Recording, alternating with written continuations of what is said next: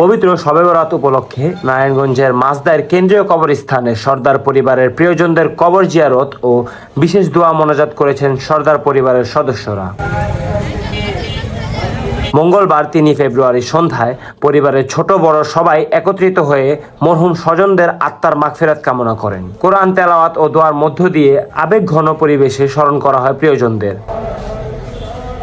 এই সময় দোয়া কামনা করেন আমলাপাড়া পঞ্চায়েত কমিটির সভাপতি নুর ইসলাম সর্দার ও নারায়ণগঞ্জ চেম্বার অফ কমার্সের পরিচালক হানিফ সর্দার। এছাড়াও হীরা সর্দার, তানভীর সর্দার, সাহিল সর্দার, কাইফ সর্দার, ইয়াসিন সর্দার সহ পরিবারের অন্যান্য সদস্যরা।